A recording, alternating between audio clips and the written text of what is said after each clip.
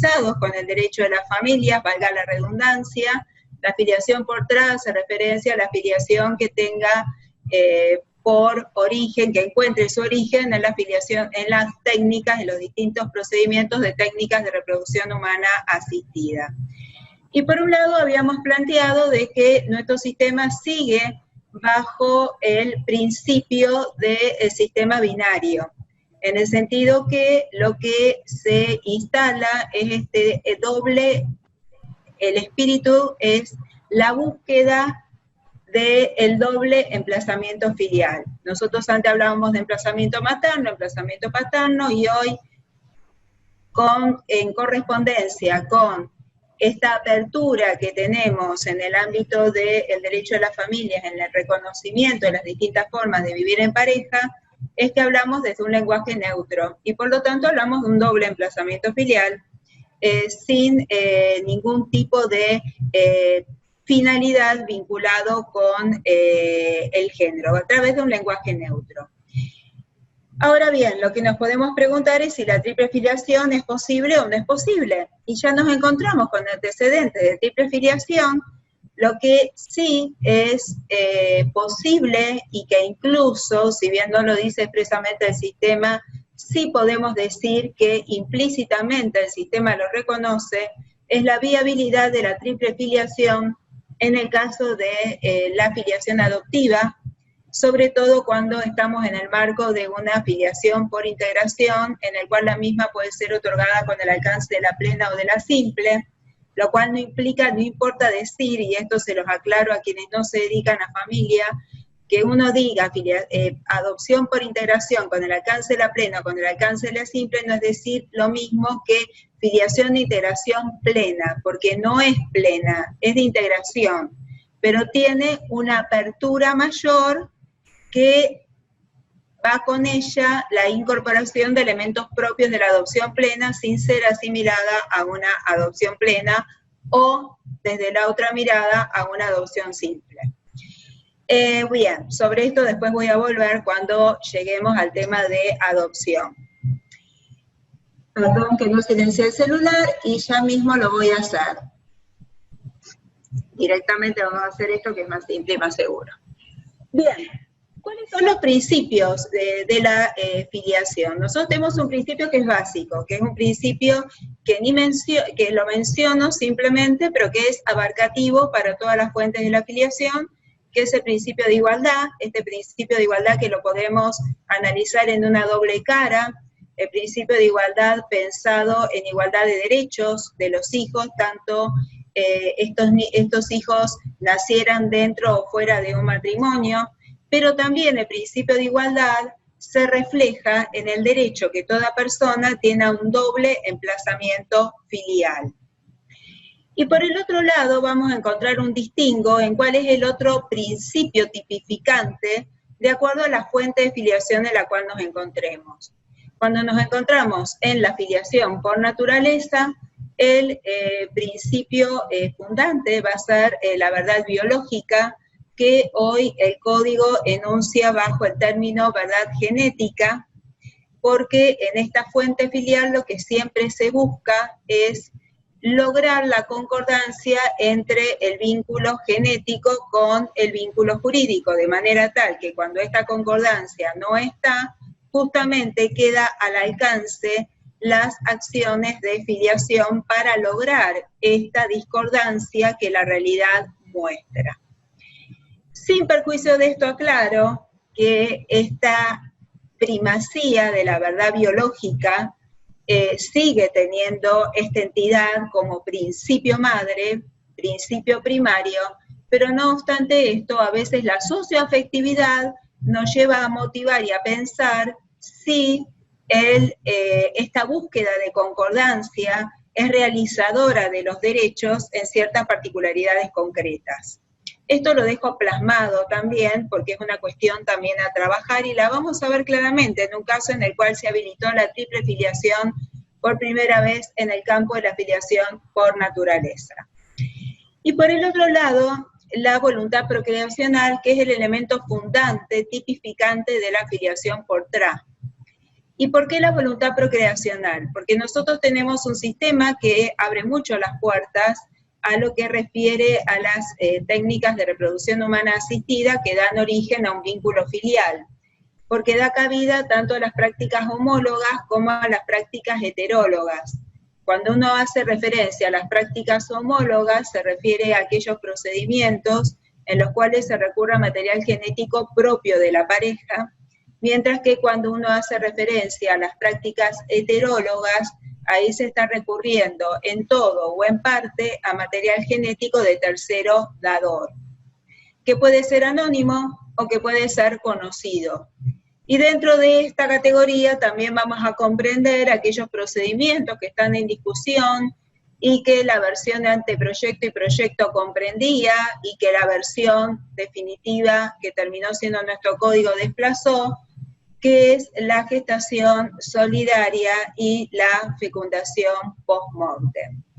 Y la voluntad procreacional es la que permite definir un vínculo en función de esta realidad de apertura que introduce el sistema, porque la voluntad procreacional no es más ni menos que el querer ser progenitor, el deseo que se plasma en lo que se formaliza en el instrumento de consentimiento informado, pleno y libre.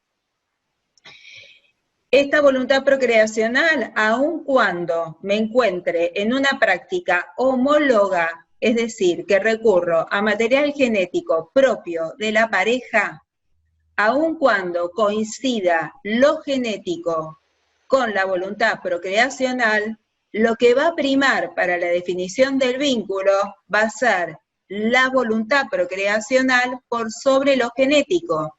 Ahí voy a encontrar el distingo con la forma en cómo determino el vínculo en una fuente y en otra. Porque si la determino en el ámbito de una filiación por TRA, cuando vaya al registro voy a tener que acompañar, junto con lo propio que tengo que acompañar en la filiación por naturaleza, el instrumento de consentimiento pleno, informado y libre. Y esto es lo que da entidad y primacía a la voluntad procreacional por sobre lo genético. Dicho esto, me voy a detener en este caso que me parece sumamente interesante, que es un caso que se radicó en el Juzgado Civil en Familia y Sucesiones de la única nominación de Monteros, que es una localidad muy pequeña de la provincia de Tucumán. Este fallo fue dictado por la doctora Mariana Rey Galindo, que desde hace años, desde siempre, se dedicó al derecho de la familia. Es del 7 de febrero del año 2020, y si bien este fallo, particularmente dada la situación fáctica, lo comparto en cuanto a la decisión a la cual arribó, sí hay una cuestión que la hemos discutido con Mariana y ahora les voy a explicar a qué cuestión refiere. Vamos a los hechos primero. Esta acción es planteada por R con el propósito de ser emplazado como progenitor previo desplazamiento filial de progenitor legal. En la contestación de demanda, PL no discute la paternidad biológica de RL. Es decir, que no hay hechos controvertidos. Solo pide que se rechace la demanda por haber vencido el plazo concedido por ley, es decir, bajo el argumento de que su derecho al planteo había caducado y que por tanto no podía plantear la acción. El agente fiscal solicita, lo cual me parece una cuestión atinada por la delicada cuestión que estaba en juego, no perdamos de vista que en filiación están de por medio una cuestión de estado de familia, solicita la inclusión a la causa de la progenitora y la niña.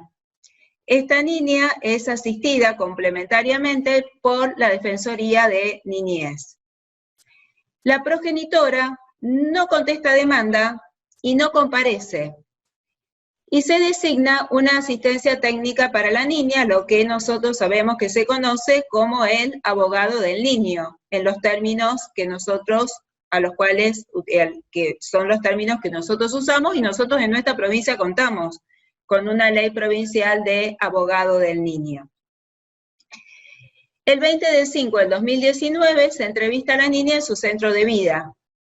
Acá hago dos aclaraciones que me parecen sumamente importantes destacar y que considero aspectos sobresalientes hoy en el derecho de las familias y que atraviesa a todos los institutos propios del derecho de las familias en lo que tiene que ver con la práctica en sí misma de este sector del derecho privado. Primero destacar el por qué no se presentó, no contestó y no compareció LC. Porque ¿saben cuál era la realidad de esta niña? Que esta niña en realidad estaba emplazada como hija de quien figuraba en el título como progenitor legal, pero quien no lo era biológicamente, pero también al mismo tiempo era criada por el progenitor que reclamaba ser emplazado como tal. Es decir, que había, por eso no había controversia, había dos referentes afectivos que asumían el lugar de progenitores, uno desde los hechos y uno desde el derecho, mientras que la madre también tenía contacto con la niña, pero era un contacto que no era tan estrecho como el que estas dos personas que entran como partes en el proceso tenían con la niña. Pero lo más importante que quiero rescatar acá es este último dato que les acabo de aportar, y que uno, si lo deja pasar, lo lee y no se detiene, pero que amerita ser tratado y resaltado. ¿Qué es lo que refiere que se entrevista a la niña en su centro de vida? ¿Por qué? Porque la escucha de un niño, de una niña o de un adolescente en una cuestión que atañe directamente a su propio interés, y no perdamos de vista que en una afiliación su interés está directamente comprendido, porque en él confluyen el derecho a la identificación, el derecho a la identidad, el derecho a la afiliación, y con ellos el derecho a la dignidad misma, a su condición de persona. Esta niña, si es entrevistada en un ámbito en el cual es ajeno, en el cual de por sí es frío, que no es acogedor, es muy probable que ese aporte, ese testimonio que brinde la niña, no sea tan abierto y que se traslade todo lo que es el sentir interno de esa niña. Si esa niña es entrevistada en su lugar de referencia estable, como es su centro de vida, es mucho más probable que esa niña o ese niño o ese adolescente, en las distintas particularidades en las cuales nos encontremos, se va a prestar mucho más a esa entrevista y va a estar en una situación más distendida y va a decir mucho más de lo que podría decir en un ámbito en el cual de por sí le resulta ajeno, le resulta hostil o le da cierto temor. Esto es un gran tema que hoy se discute en la justicia de familia y sobre el cual se está trabajando y mucho. No obstante esto, cabe decir que también en este sentido los juzgados de familia, en muchos se ha avanzado en el sentido de crear ambientes dentro del ámbito frío mismo de los tribunales, en donde sean ámbitos acogedores, en donde los niños se sientan contenidos como niños o como adolescentes. Me estoy refiriendo a que tengan recursos lúdicos, que tengan un ambiente en el cual esté ambientado, decorado, de manera tal que le brinde esa calidez que también despierta en el niño o el adolescente esa predisposición a una mayor participación en el proceso y que su sentir interno sea exteriorizado, que eso es lo que se busca a través de la escucha. Porque un valor esencial va a tener la escucha en la toma de decisión, porque justamente toda decisión que se tome tiene que ser velando el mejor interés de esa niña, ese niño o ese adolescente en cuestión. Desde este lugar se le explicó a la niña en un lenguaje sencillo, esta es otra cosa que hay que dejar en claro, y sobre esto ya hablamos, creo, en la clase anterior, esto que nos tenemos que sacar ese rigor formal que todos tenemos adentro en el ámbito del derecho, y bajar al entendimiento del destinatario de nuestro discurso, y por tanto tenemos que ser lo más llanos posibles, lo más cercanos posibles desde nuestra comunicación con él, que está en la búsqueda de la protección de sus derechos y que viene a uno en la búsqueda de la protección y efectividad de sus derechos.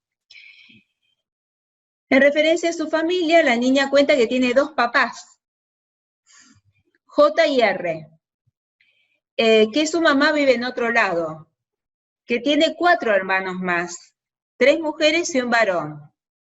Una hermana por parte del papá J, otra hermana por parte del papá R, más una hermana y un hermano de su mamá, que ella vive parte del tiempo con J, uno de los padres, y parte del tiempo con R, y comparte tiempo con sus hermanos y hermanitos. Es decir, que acá tiene todas las ventanas. Esto de que hablamos de la visión de familia desde una visión plural, y por eso hablamos del derecho de las familias, esto es una clara muestra de las distintas realidades familiares que no podemos ni agotar en número, porque siempre cada particularidad nos va a enfrentar a una realidad familiar que nos parece poco realizable y poco realizador de los derechos de las personas, pero que las personas mismas hacen que sea realizadora de los derechos de la persona.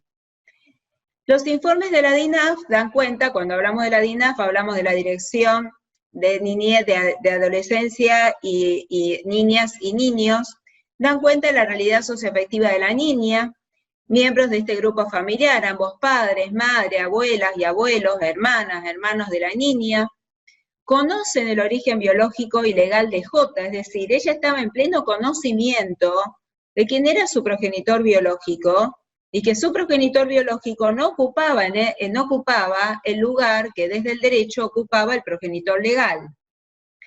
La niña y los demás miembros de la familia no tienen solo las necesidades básicas satisfechas, sino que resguardado todos sus derechos fundamentales, el derecho a la vida familiar en el contexto socioafectivo, cuidados parentales compartidos entre las partes, comunicación con la niña, vínculos fraternos garantizados, educación y salud. ¿Qué surge en la escucha de la niña? En la escucha de la niña surge lo que los adultos no pudieron o no se animaron a plantear en sede judicial. La niña dice, yo no es que quiero que mi progenitor biológico se convierta en mi progenitor legal y que mi progenitor legal llegue de ser de progenitor biológico. A mí el cambio no me importa, a mí lo que me importa ¿qué es? Preservar esta estructura familiar que tengo. Y yo lo que quiero es que el derecho reconozca esta estructura familiar que yo tengo. Es decir, que el derecho reconozca que en realidad mi vida transita con 2 papás y una mamá.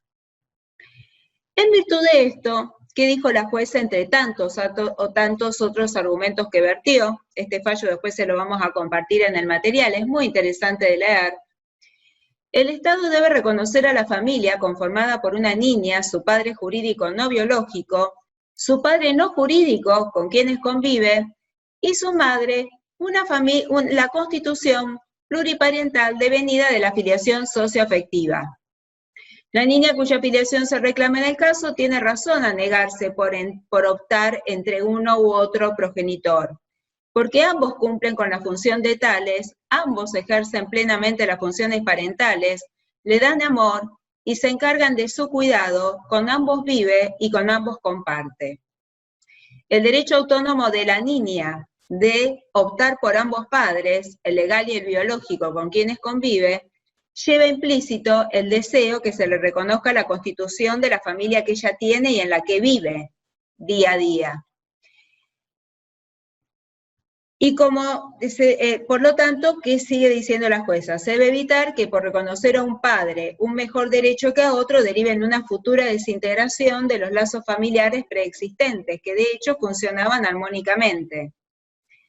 Entonces, sigue diciendo que la niña tiene el mismo derecho que los o las otras niñas, niños, ciudadanos o argentinos, a que se reconozca y garantice la pluriparentalidad o diversa parentalidad, que este es otro término que introduce la jueza, porque nosotros hablamos de pluriparentalidad, de triple filiación, y esta jueza, ¿qué término introduce? La diversa parentalidad, derivada de vínculos afectivos y biológicos preexistentes, filiación biológica y filiación socioafectiva, a partir de los cuales la niña tiene su desarrollo desde la primera infancia. ¿Qué les parece? A ver, ¿alguno que opine primero? Y después les cuento qué es lo que discutí con la jueza. No es de que discutí, que compartimos, intercambiamos opiniones con las juezas, y que a mí me despertó preocupación. Doctora, disculpe. Sí. Yo ahí le pregunté en el chat si finalmente, porque veo que cómo se compatibiliza esta triple filiación con la norma del 558 que dice dos vínculos filiales. Y segundo, lo que me llama la atención, yo no hago familia, tampoco pretendo hacerlo, es que parece que termina siendo la voluntad de un niño la generadora de vínculos, más allá después de las connotaciones legales que implican esta originalidad, si se quiere decir, como pluriparentalidad. Que a mí la verdad me parece un escándalo, pero bueno, si alguien quiere tener 6, 7 padres o 6, 7 madres, bueno, que las tenga, pero de allí a generar vínculos legales a partir del afecto, sin desplazar o lo biológico, entonces caemos en la adopción, y me llama, le digo la verdad, me llama la atención. No le digo que me escandaliza, pero me llama la atención. Muchas gracias, Diego. ¿Algo? Muchas gracias, sí, así no, sumamos todo. Iba a decir que en realidad creo que no es la voluntad de la nena la que le da a la jueza para basar el vínculo. Yo creo que es el principio de realidad. O sea, más allá de que nos parezca o no, o de que lo veamos acertado o no, esa era la realidad de esa nena. Eso era lo que en realidad estaba pasando. Ella tenía un vínculo con 2 papás y una mamá. O sea, puede que nos parezca extraño, pero el principio de realidad era ese.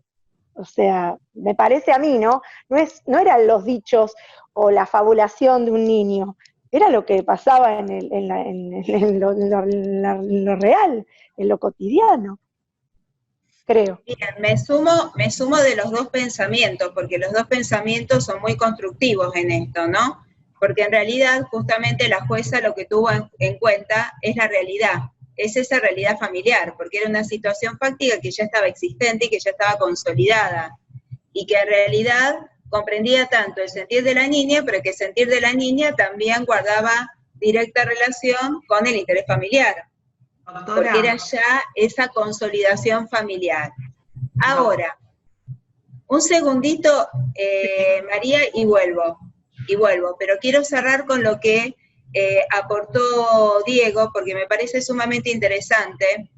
Hay una cuestión que me parece especial resaltar y que esto motivó el diálogo que yo tuve con la jueza. Cuando yo leo el fallo, primero voy a partir de cuál es mi posición, porque ustedes me pueden decir, bueno, ustedes se expresan, expresate vos. Yo hablo de manera, a mí me gusta, si bien podemos tutearnos también con un margen de respeto, por eso también hablo directamente de esta forma. Disculpen si a alguno de ustedes les puede incomodar, pero yo me siento más cómoda como para lograr una mayor comunicación y cercanía con ustedes. Primero, en principio, soy partidaria de mantener la regla. Es decir, si a mí me dirían, ¿modificamos la norma? No, no modificamos la norma. Para mí lo que cabe es preservar la regla del doble vínculo, es decir, el principio binario. En esto no hay duda alguna. Y les comento que esto fue uno de los grandes temas de discusión en el último Congreso Internacional de Derecho de Familia, Infancia y Adolescencia, que se hizo en homenaje a la doctora Kemelmacher de Carlucci, hace 2 años atrás. Y se llegó a esta conclusión, pero que viene unido también a lo que vos dijiste, Diego, en función de cómo compatibilizar este artículo 558 y cómo hacer posible dictar pronunciamientos que sean contrarios a esta regla. Y esto tiene que ver con lo que venimos diciendo desde que empezamos en la clase anterior, de que no necesariamente tengo que ir por la vía de la inconstitucionalidad de la norma, sino que puedo apelar al sistema de fuentes interno, dando cabida a lo que me informan los artículos 1 a 3 del Código Civil y Comercial, y de esa manera puedo abrir e interpretar la norma con un criterio de razonabilidad y en armonía con la realidad existencial de esa familia a la cual hacía alusión también Laura, si no me equivoqué el nombre, ¿sí? Bien. Pero vuelvo sobre esto, vuelvo a decir lo que pienso. Mi pensamiento es mantener la regla del doble vínculo filial, porque el triple vínculo filial excepcionalmente puede darse. ¿Y cuándo excepcionalmente puede darse? Cuando estemos frente a situaciones en donde la triple filiación ya esté consolidada en una estructura familiar, en el plano de lo fáctico. Y si uno, desde el plano del derecho, desarticula esa armonía familiar, que ya está consolidada desde hace tiempo, porque esta historia tiene un transcurso de años. Esta niña prácticamente nació y creció en este contexto familiar, uno la está afectando totalmente en su persona y se está vulnerando el principio fundante del sistema actual, que es la protección de la persona.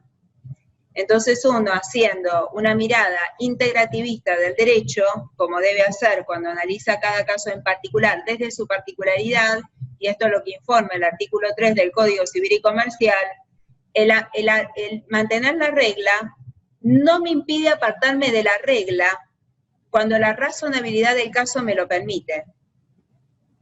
Obviamente, uno debe ser muy cuidadoso, porque a mí ¿cuál fue la gran preocupación que me despertó este caso? Y que fue lo que le planteé a Mariana. Y que, en cierta forma, Mariana también se quedó con esta duda, pero que también esta duda que quedó abierta y que también, por ejemplo, la doctora Aida Kemmelmacher, también cuando toma contacto con este caso, es lo primero que plantea, es cómo compatibilizamos los efectos. Porque está bueno conceder una triple filiación, pero después ¿qué hacemos con todos los efectos que vienen a cuento de esta triple filiación? Todo lo que tiene que ver con el deber alimentario, todo lo que tiene que ver con todos los deberes, derechos derivados de la patria potestad en su conjunto, y un tema que no es menor, y que uno no lo ve en vida, pero sí lo ve cuando se produce un hecho natural como la muerte, cuando se produce la muerte de una de aquellas, de cualquiera de las personas implicadas en esta tríada. Entonces, esta es mi principal preocupación.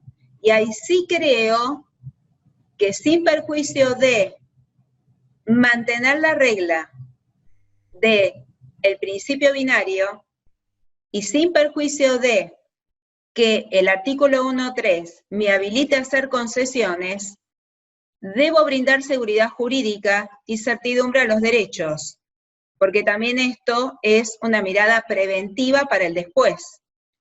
Porque esto está perfecto, esto corresponde con la realidad, pero frente al acaecimiento de un hecho que va a devenir en consecuencias jurídicas, más aún cuando estamos en una situación, que esto yo lo he hablado con la doctora Iglesias justamente, porque a mí lo que me preocupa de todo esto es que nosotros en el ámbito del derecho de las familias tenemos esta apertura a la autonomía de la voluntad que se contrapone muchísimo con la apertura limitada que en el mismo sistema tiene el derecho sucesorio.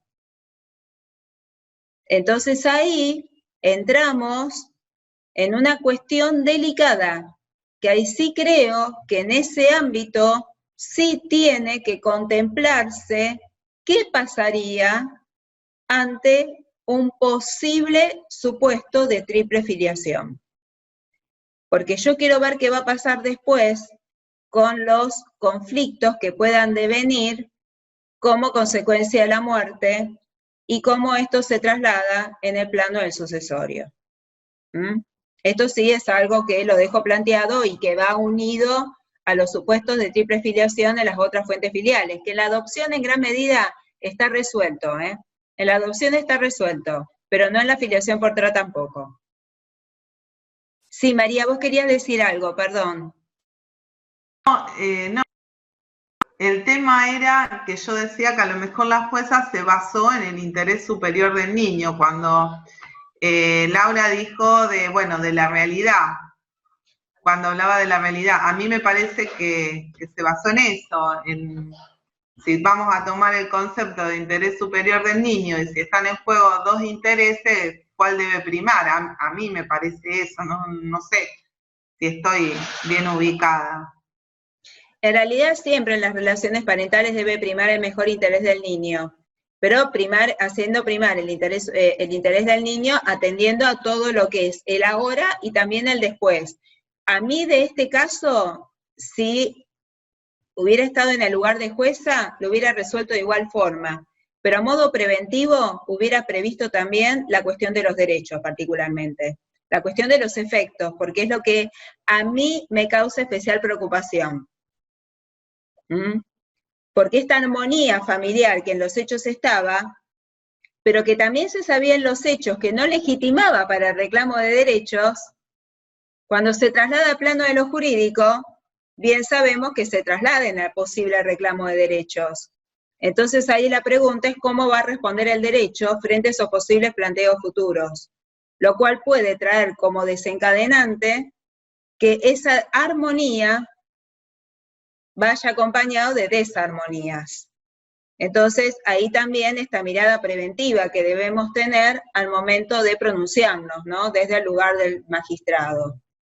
Esta es una cuestión que la dejo planteada, ¿no? Porque también en un ámbito de una carrera de doctorado, qué lindo preguntarse una cuestión así, ¿no? Y más si uno está en el ámbito de la justicia, ¿no? Es un gran tema.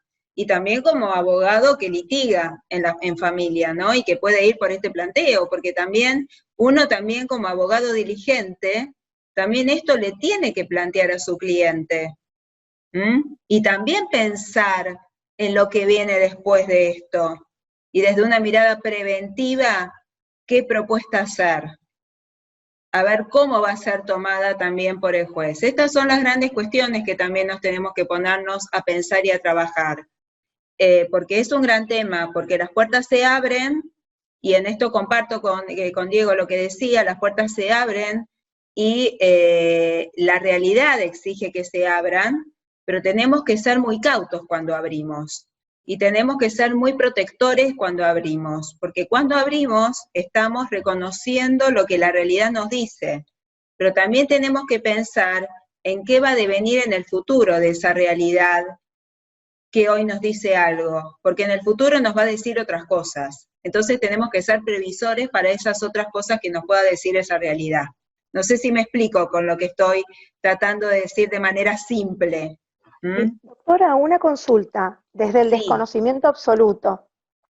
El hecho de que ahora, en ese caso en particular, hay una triple filiación, ¿no implica que existen deberes hacia la niña de las tres partes y que en un futuro, claro, y que en un futuro, por ejemplo, desconozco totalmente, pero desde el derecho sucesorio también va a implicar para esos tres progenitores un derecho respecto de y bueno, ahí nos vamos a encontrar con un gran problema. Ahí nos vamos a encontrar con un gran problema, porque no es tan así. Porque el tema es que nosotros tenemos un derecho sucesorio, en el cual no me voy a meter en esta cuestión, porque si no, no voy a trabajar nada de lo que resta, pero simplemente decirte, para abrirte el paraguas respecto a esto, es que no es tan simple, porque nosotros tenemos un sistema muy apegado al orden público todavía en materia sucesoria, que la flexibilidad que hubo en materia de autonomía de la voluntad fue mínima. ¿En qué se dio? En una apertura de la legítima, pero que es una apertura que es la nada misma. En la mejora al heredero con discapacidad, lo cual aplaudo, porque era algo que demandábamos y pedíamos desde hace muchísimo tiempo. Pero hay otras tantas cosas que no consideramos. Sí podemos, como abogados preventivos, en esto sí, actuar en el antes y el actuar en vida a través de una planificación sucesoria. En un caso así, ¿yo qué haría? Planificaría una sucesión a futuro. Si yo planifico una sucesión a futuro, esto lo salvo. ¿Se entiende? Pero, Sí, cuidado, perfecto. ser previsores. Entonces, uno como abogado, también tener en cuenta que estas cuestiones las debe informar al cliente también. Es decir, esto yo lo hablaba con Mariana, con la jueza que intervino. No es nada más una cuestión de la judicatura, también es una cuestión del propio abogado patrocinante, el informar acerca de las consecuencias futuras. Esto no es una cuestión menor, es una cuestión de suma trascendencia. Bien. Yo lo Sí. que quería aportar es que, como venían hablando también, es que esta triple filiación impacta en todos los institutos del derecho de la familia. Me pongo a pensar, por ejemplo, en aquellos actos que requieren el consentimiento de ambos progenitores, no solo vamos a tener dos, sino que necesitamos tres. Y que quien solicite ese consentimiento de ambos progenitores tiene que estar atento, que no son 2 firmas, son 3 firmas. Y ojo, que no falte alguna. Digo, me ponía a pensar, en el caso de tener que trasladar un reclamo alimentario, ¿contra quién o quiénes también? Entonces, esta sentencia, si bien en este caso estoy de acuerdo, pero te impacta en toda la normativa de la regulación de todos los institutos del derecho de la familia. En este caso, después ni hablar en el derecho sucesorio, pero en el llevar a la práctica muchos ejercicios sobre todo en la responsabilidad parental, te implica un cambio en todo, digamos. De ahí por eso también, y en base a lo que Silvina está diciendo, qué importante es que el abogado informe sobre todo esto. Y también entiendo que el juez también debe informar sobre todo esto. Es decir, lógicamente es respetar la realidad, pero también el ser previsor en todo lo que se viene después. Porque vuelvo a insistir, cuando estaba en el plano de lo fáctico no había derecho alimentario que recaía sobre todos, no había exigencia, como dice Silvina, para un acto que exija el consentimiento expreso, como sería el tan solo supuesto de irme de viaje solo uno de los progenitores con el hijo, con la niña en este caso. Si un acto más trascendente, por ejemplo, si pretendiera casarse en la minoría de edad, y puedo seguir enunciando cuestiones patrimoniales, que ahí tenemos otra cuestión delicada, ¿no? Que ahí sí que se pueden agarrar bastante. Miren si esta niña deviene una modelo niña y celebra contratos, o una gran deportista, ¿no? Que son los grandes temas, y celebra un contrato y está esta cuestión patrimonial de por medio, ¿no? En donde tenemos, bueno, y si me pongo a hablar no termino, así que no sigo hablando, pero sí quiero alertarlos, y que tiene que ver con esto que planteaba Diego. Pero también no hay que perder de vista que hay una realidad, y hay una realidad que está consolidada, pero también tenemos que ser diligentes en cómo atendemos a esa realidad, pero le aportamos soluciones para ahora y de manera preventiva para el después. Esto es lo importante a tener en consideración. Acá simplemente les menciono, un poco para completar esta idea, que en definitiva,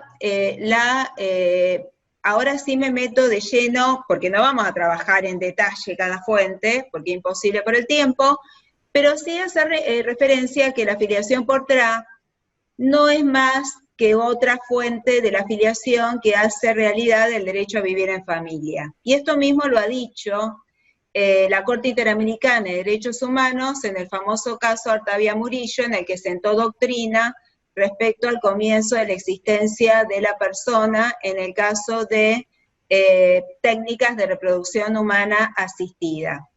Y aquí simplemente dejo esto para que ustedes después lo lean, pero simplemente para hacer mención de, para quienes no hacen familia, les comento que este caso fue un planteo que inicialmente hizo Costa Rica, porque Costa Rica tenía una norma que prohibía a las parejas que no podían procrear por la vía natural el acceso a las técnicas de procreación humana asistida. Esta norma prohibió estos procedimientos, entonces fueron a la justicia, y como la justicia de su propio país no hizo lugar al planteo, se llegó a instancia de la Corte Interamericana de Derechos Humanos, y la Corte Interamericana de Derechos Humanos se pidió sobre tantas otras cosas. Nosotros la que rescatamos por sobre todas las cosas es el comienzo de la existencia de la persona humana, porque se dio en un estadio en el cual entraba en vigencia el Código Civil y Comercial de la Nación. Bien, esto es un poco para volver a lo que dijimos cuando empezamos la clase anterior, pero que lo retomamos desde el ámbito de la filiación. Nosotros ya dijimos, y tenemos más que claro, con esto que la Cavi, empezando con el caso de Tucumán, lo tiene más que claro, partimos de un derecho de familia para hablar hoy de un derecho de las familias. Esto hace lugar al pensar el derecho de las familias desde una visión abierta a la pluralidad, a la igualdad, a la no discriminación, y esto hace posible la efectividad del derecho a la dignidad como fuente de todos los derechos. Esto solo es posible si interpretamos, integramos y aplicamos el derecho desde una visión constitucional y convencional, y esto hace posible que el reconocimiento de la autonomía que cada persona tiene para el diseño de su proyecto de vida. Y esto no es más que la construcción de su propia biografía. Y la construcción de su propia biografía puede consistir en proyectar su modelo de vida desde la filiación por técnicas de reproducción humana asistida, es decir, construir familia y con ello construir su biografía familiar a través del recurso a las técnicas de reproducción humana asistida. Acá yo menciono acá este primer antecedente que tanto significó para nuestro derecho y que además se dio en un momento 2013, no fue en una época así nomás, sino fue en pleno proceso de discusión de lo que en ese entonces era el proyecto de reforma de Código Civil y Comercial, porque ya había pasado a la condición de proyecto tras la aprobación del anteproyecto por el Poder Ejecutivo de la Nación, en el cual fue el primer caso de gestación por sustitución nacional. Les comento que en realidad a mí no me gusta el término gestación por sustitución, yo utilizo el término gestación solidaria porque sustituir no me gusta, porque es como reemplazar una cosa por otra. Para mí lo relaciono más con cosa que con persona, por eso hablo, porque en realidad la gestación solidaria es una actitud altruista, que uno puede compartir o no puede compartir, puede ser la elección de su proyecto de vida o puede no serlo. Pero sí uno debe reconocer desde esta mirada abierta a la mirada tolerante, abierta a la tolerancia, abierta a la diversidad, de que hay muchas realidades en las cuales el recurso a la gestación solidaria es posible y es realizadora del derecho a vivir en familia. En este caso, simplemente les comento dos cositas nada más. Se trataba, acá sí fue un abogado astuto, que fue estratégico, porque este matrimonio que había tenido a esta niña al momento de que se inicia la causa ya contaba con 2 años. Estos padres era un matrimonio heterosexual que recurrieron al empleo de material genético propio. El único problema es que ella no tenía capacidad reproductiva. Y aparte, tener embarazos corría en riesgo su vida porque ya había perdido varios embarazos y ponía en riesgo su propia vida. Ante esto, una amiga en común de ellos decide prestarle su vientre.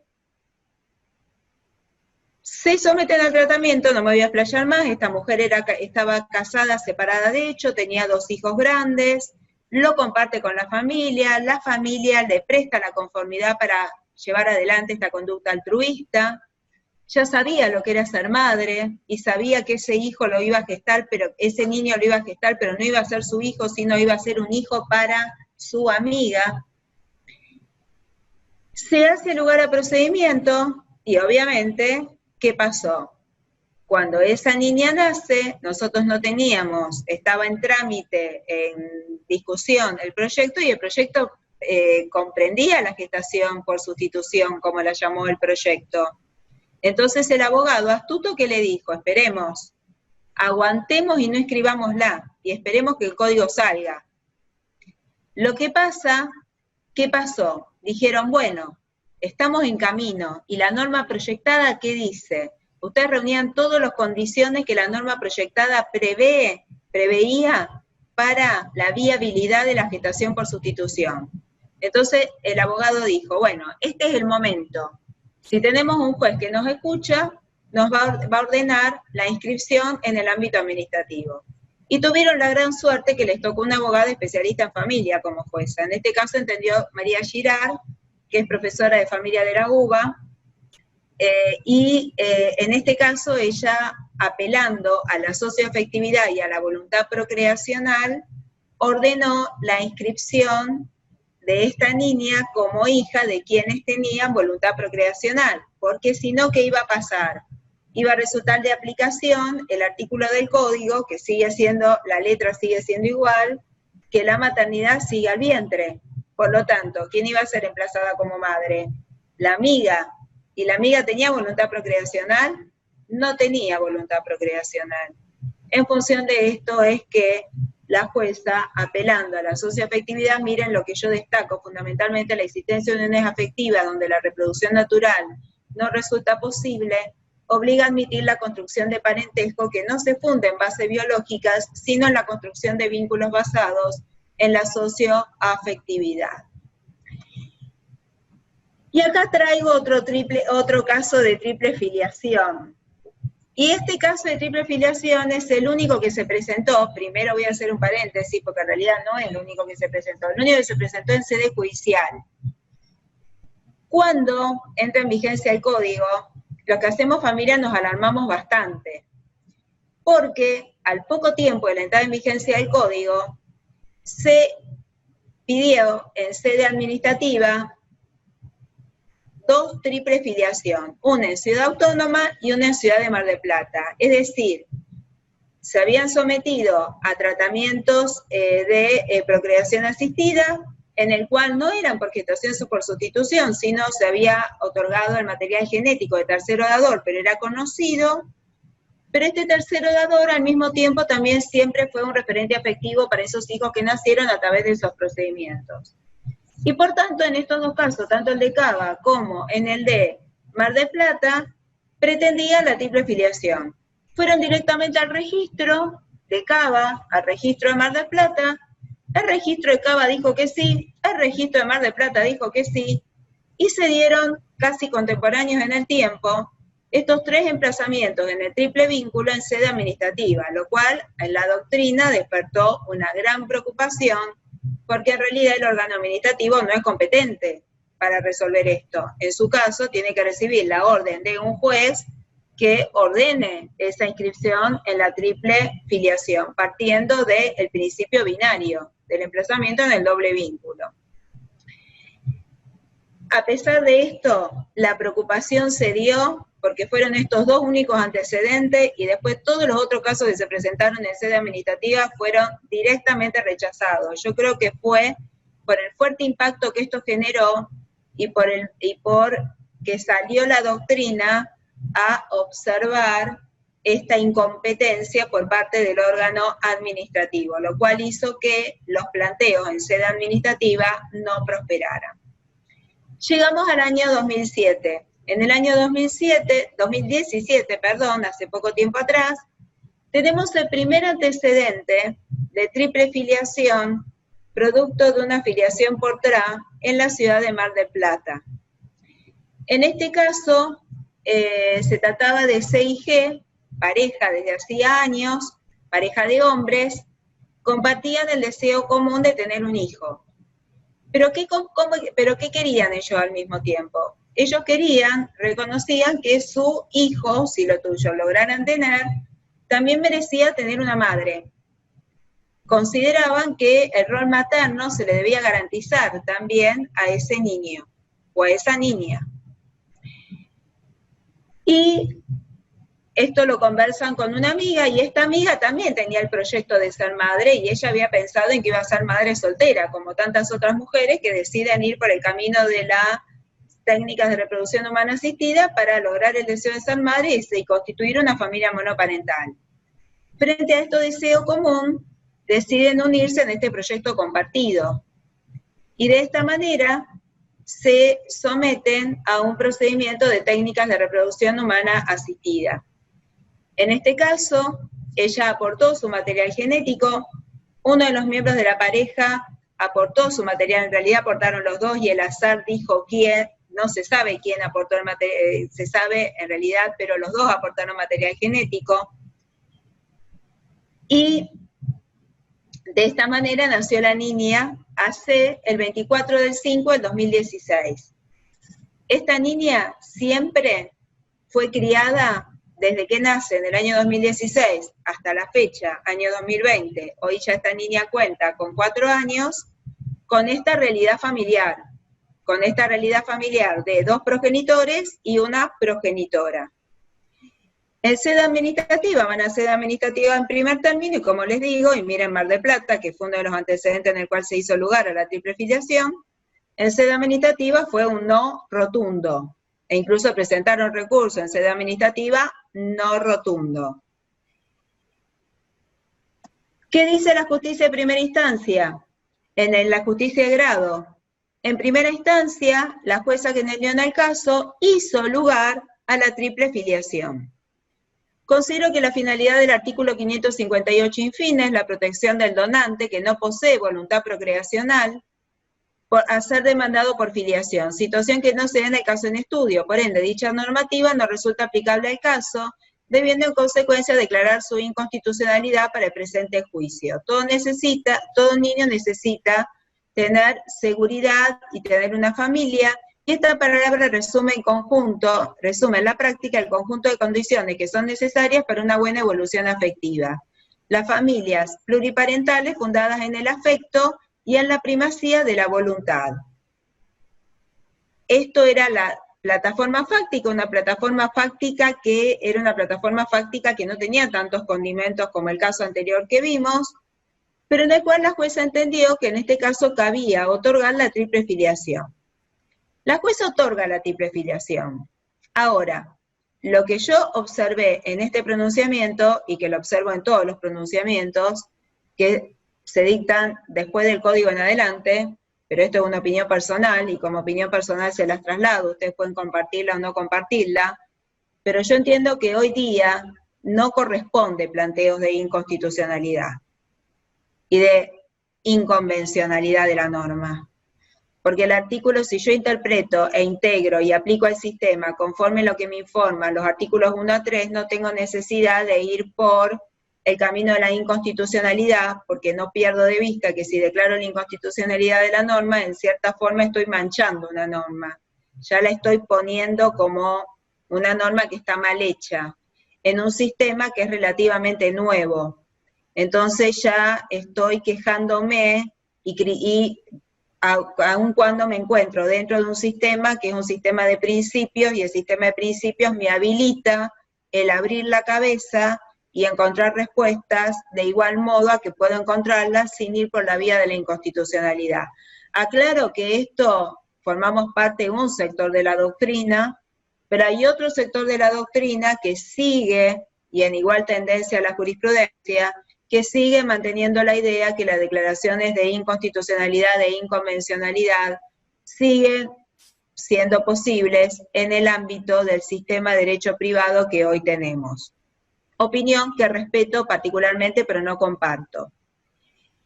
Ahora, ¿qué pasó con este caso? Este caso fue objeto de apelación. Y la Cámara, y tiene que ver con todo esto que venimos hablando, la Cámara volvió para atrás. Y la Cámara aclaró que este fallo, miren lo que son las cosas, ¿no? Este fallo, al momento de salir, fue inmediatamente publicado en todos los portales jurídicos, el fallo de grado, aun cuando no había quedado firme. Porque también no hay que conocer que es un fallo que también es como lo llama el doctor Ciura las normas propaganda, ¿no?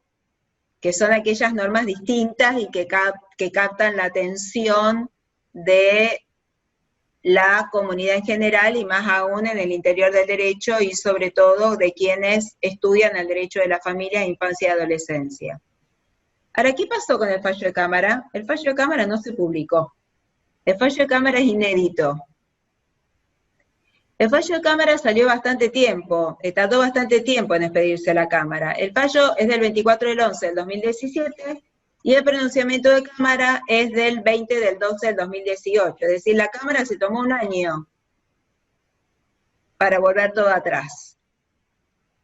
Porque también sabía que había una adhesión al fallo sumamente importante. Y la verdad que el fallo quedó muy en silencio. En realidad fueron muy pocos los que nos hemos enterado de la existencia de este fallo de Cámara, y nos hemos enterado de este fallo de Cámara porque tenemos comunicación a nivel nación entre distintos especialistas en el derecho de las familias y muchos pertenecientes al ámbito del Poder Judicial, y tomamos conocimiento de este fallo de Cámara en realidad. ¿Qué se dijo entre otras cosas? ¿Qué dijo entre otras cosas la Cámara Civil y Comercial? En este escenario, arguir el interés superior de la niña o su derecho a identidad para que se la reconozca como hija de 3 progenitores en función de una situación actualmente consolidada, es colocar la consecuencia de lo acaecido como causa justificante de la admisión de una pretensión que desde el comienzo carecía de sustento. Si bien decidieron llevar adelante una conducta asumida en función de esa circunstancia, no apontoca la invalidación del vínculo, alegando que la niña ya posee una identidad conformada en base en aquel modelo. Es decir, él dice, la Cámara, ¿qué dice? El hecho de que hayan elegido este proyecto de vida no opaca el principio binario que la norma consagra. Y por tanto, la Cámara dice no al lugar. Y por lo tanto, ordena que vuelvan los autos a la instancia de grado y que se proceda al emplazamiento en el doble vínculo filial. Ahora, el gran tema, y que este es el recuadro que acompaño, porque mi reflexión que dije para el otro caso cabe para este también. No perdamos de vista que al año 2008, esta niña ya contaba con 3, casi 4 años de edad. Y no perdamos de vista que la construcción de la personalidad de un niño es básica la vida que transita en sus primeros 3 años de vida. Eso se lo dice cualquier experto en la mente, cualquier especialista en psicología y psiquiatría infantil. Y por tanto, esta realidad, cambiarla de plano en el ámbito del derecho, ¿cómo puede impactar en la persona de la niña, ¿no? También acá hay otra cuestión a discutir, ¿no? Es, avanzamos y retrocedemos, pero el retroceder al mismo tiempo entra en colisión con el mejor interés de esa niña en concreto. Esto lo dejo como interrogantes, ¿no? Lo dejo como interrogantes para ponerlos a ustedes a pensar y a discutir sobre particular. Y acá me vengo a un problema un poquito más complejo, que si empiezo desde acá no es tan complejo, me voy a ir a algo más complejo después. Nosotros tenemos, les comento que ustedes bien saben, y sobre todo para quienes no se dedican a familia, que la gestación por sustitución, que vuelvo a decir, yo la denomino particularmente, pero es una cuestión personal, gestación solidaria, no está prevista en el código, pero no hay duda alguna que está implícitamente permitida. Está implícitamente permitida y la justicia da cuenta de esto. Nosotros hoy, a la fecha, contamos que casi 100 precedentes judiciales que han hecho lugar a la gestación solidaria nacional. No estamos hablando de la gestación solidaria internacional. Es decir, precedentes que han ordenado la inscripción en función de la voluntad procreacional y no siguiendo el artículo 562 que dice que la maternidad se determina en función, que es una determinación legal y que sigue la regla, la maternidad sigue al vientre. En estos supuestos yo tengo que hacer una relectura del artículo 562, aplicando el artículo 1 a 3 del Código Civil y Comercial, y decir, para este supuesto en particular no aplica. Ahora, sí debo aclarar, y sobre todo para quienes no pertenecen a este campo disciplinar, es que para que en todos los casos en que se hizo lugar y que se ordenó la inscripción de niños nacidos por gestación solidaria en el país y se ordenó la inscripción en función de la voluntad procreacional, tienen que estar reunidos los presupuestos que ordenaba la norma proyectada. ¿Y qué era? Que la mujer gestante al menos hubiera tenido un hijo propio, porque de esta manera había transitado la experiencia de ser madre, y por lo tanto la capacidad de arrepentimiento futuro disminuye, al mismo tiempo que uno o ambos quienes tuvieran voluntad procreacional no tuvieran la posibilidad de aportar alguno de ellos aportara su propio material genético. También que no mediara retribución de por medio, lo cual no importa decir que no comprenda todo lo que es la asistencia y protección económica de la mujer gestante en el durante y en el después del nacimiento, que sería sobre todo en la etapa final y todo lo que tenga que ver con la atención de su salud, pero no hacerlo como un comercio, sino hacerlo desde una mirada altruista, al mismo tiempo que haya dos etapas judiciales previas, una etapa judicial en la cual se autoriza el procedimiento analizando los hechos del caso, y una segunda instancia judicial en donde se autoriza el implante. Es por eso que con una buena estrategia por parte de los abogados, en muchos de los casos que han prosperado, se hizo esta doble instancia judicial, porque esta doble instancia judicial lo que juega en positivo es que el mismo juez que intervino en la autorización del implante va a ser el mismo juez que después, ya conociendo la historia de vida, va a ordenar rápidamente el emplazamiento filial. No perdamos de vista que estos niños, cuanto más tiempo tarden en ser emplazados, va a transcurrir el tiempo y va a resultar afectado su derecho a la identificación y su derecho a la identidad.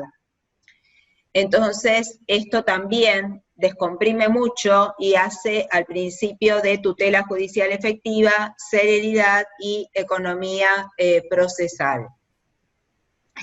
Y al mismo tiempo que todos estuvieran en buenas condiciones de salud física y psicoemocional para llevar adelante este proceso de embarazo y que mediara un consentimiento pleno, informado y libre de todas las partes intervinientes. Estas eran las normas, los presupuestos que exigía la norma proyectada y que son los presupuestos que guían todo caso que llega a la justicia a los fines de hacer lugar o no hacer lugar en pedidos de gestación solidaria.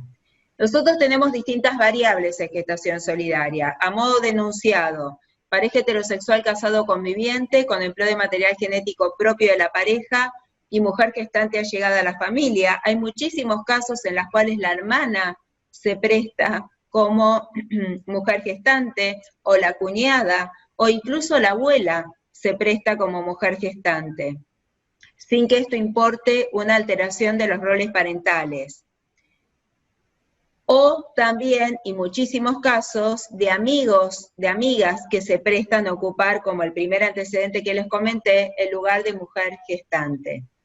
Pareja homosexual casado conviviente, empleo de material genético de uno de los miembros de la pareja y empleo de material genético anónimo o allegado sin voluntad procreacional, mujer gestante, conocido o pariente. Lo que sí quiero hacer un paréntesis y también decir un presupuesto que me olvidé mencionar y que es fundamental, porque también tiene que ver con evitar, fortalece esta imposibilidad de arrepentimiento futuro por parte de la gestante, es de que no se emplee material genético propio de la mujer gestante.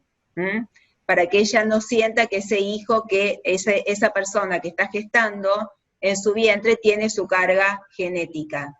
Por tanto, si la mujer que tiene voluntad procreacional no tiene capacidad reproductiva, se va a recurrir a material genético de tercero dador, de banco o de otra mujer conocida que aporte su material genético. Mujer sola con voluntad procreacional, empleo de material genético de la primera o anónimo, o conocido, allegado sin voluntad procreacional, mujer gestante, conocido, pariente. Hombre solo con voluntad procreacional que recurra al empleo de material genético femenino de dador o de personas llegadas sin voluntad procreacional, y otra mujer gestante.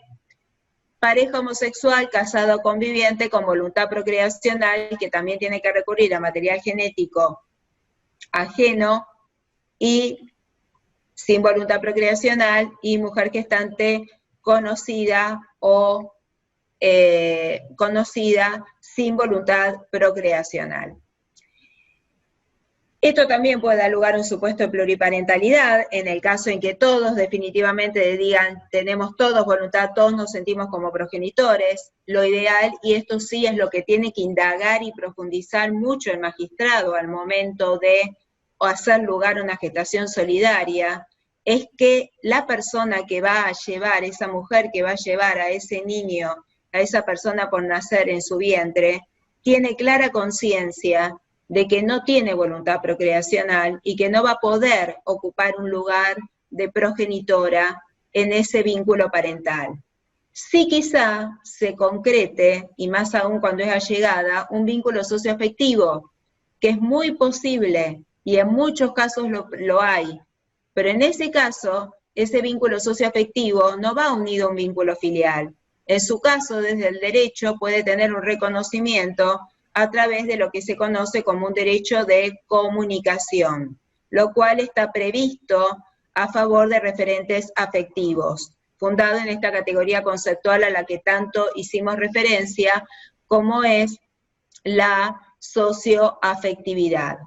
Pero a todos estos supuestos le sumo otro, que uno lo veía antes como una cuestión de película, pero que es una cuestión que está presente y plasmada en nuestra realidad social, y que son todas las variables que se suman con la deconstrucción del binario sexo-género. Y acá le pongo otro listado de supuestos posibles, que esto hace también que tengamos esta mirada abierta, esta mirada plural, aun cuando esta mirada abierta y plural no responda a nuestro propio proyecto de vida. Pero sí debemos pensar y respetar que puede ser el proyecto de vida de otra persona, y por lo tanto el derecho tiene que atender ese proyecto de vida fundado en la libertad y autonomía que se le reconoce a la persona en el sistema. Vamos a partir de un caso simple. Pareja de dos mujeres que recurren al empleo de material genético de tercero dador, anónimo o conocido sin voluntad procreacional. Este es un caso más que frecuente y que ya se instaló y consolidó desde hace mucho tiempo. En estos casos, generalmente, para tener las dos participación en el proceso reproductivo, generalmente una aporta el material genético y la otra lleva adelante el embarazo. Entonces las dos se sienten parte del proceso reproductivo. Es decir, una actúa como madre genética, como progenitora genética, y la otra actúa como progenitora gestacional. Y se recurre a material genético de banco. Pareja conformada por una mujer trans que aporta su esperma y mujer cis. El término cis es un término que se ha instalado a nivel internacional y que tiene que ver con todas las cuestiones de construcción del binario sexo-género, y que en realidad identifica a la persona que se identifica con el género con el cual está inscripta. Es decir, yo estoy inscripta como mujer y me autopercibo como mujer, entonces soy una mujer cis. ¿Se comprende? Entonces, por tanto, en este caso, una mujer trans no sigue teniendo su aparato reproductor masculino, pero se autopercibe como mujer. Y por tanto va a poder aportar su esperma, mientras que la mujer cis va a aportar su material genético femenino. Y esto puede dar lugar, nosotros ya tenemos casos de hijos nacidos a través de este procedimiento, uno muy cercano geográficamente, ya que tiene varios años, ya el niño debe tener 3 o 4 años, de la ciudad de Victoria, que fue todo un gran tema cuando esto se presentó. Pareja conformada por un hombre trans, pareja con un hombre cis, el hombre trans concibe y con semen del varón, ambos con voluntad procreacional. Mujer trans en pareja con un hombre cis. Pareja integrada, lo digo rápidamente, ustedes lo leen más en detalle porque están ahí algunas variables dentro de cada supuesto. Pareja integrada por una mujer trans y una mujer trans y un hombre trans, lo cual también puede suceder, y acá tenemos material genético masculino y femenino, y por lo tanto por este camino se puede llegar a la fecundación. La cuestión que el hombre trans es quien va a llevar adelante el embarazo, y tiene apariencia externa como hombre, pero en su aparato genital es mujer, y por tanto esto hace que estas cuestiones también, de acuerdo a la ley de identidad de género y en sintonía con esta apertura que hay en materia de reproducción asistida, lo cual tendría que ser regulada de manera integral para comprender todas estas variables y no encontrarnos frente a limitaciones por parte del órgano administrativo y del órgano judicial, tendría que esto ser también regulado. Hombre trans y mujer cis, ese es otro gran supuesto. ¿Por qué traigo esto acá? Si la doctora Noemí estaría en este momento en esta sala, me echa del centro de investigaciones, textualmente, así se los digo. Pero ella ya está acostumbrada a que yo la traiga, la enfrente a estas sorpresas. Pero tenemos que ser realistas, esto está. Y si está el derecho se tiene que ocupar. Por eso lo quiero dejar planteado, y lo quiero dejar más que nada planteado en una carrera de doctorado, en donde la finalidad primaria que tiene una carrera de doctorado es que nos abramos la cabeza para el pensar y para el crear, y para construir el derecho, porque justamente lo que se busca a través de una tesis doctoral es construir un derecho mejor. Entonces, todas estas realidades tenemos que traerlas porque son datos de la realidad. No son datos de ciencia ficción, sino son datos de la realidad. Y por eso tenemos que hacerlos transparentes, darlos a conocer y trabajar sobre ellos. Y hay otra gran cuestión que también quiero compartir. Sí, cómo no, Laura. Cortito, así puedo hacer un lineamiento general de todos los contenidos que me restan, pero que son pocos, pero vamos a llegar. Dale, adelante. Que si pensamos en una libertad de proyecto de familia, más allá de que nos cueste a lo mejor abrir la cabeza, como decís vos, la libertad de un proyecto de familia tiene que incluir a todos estos temas, ¿verdad? Yo te puedo asegurar que yo hace más de 30 años que estoy en el estudio del derecho de familia.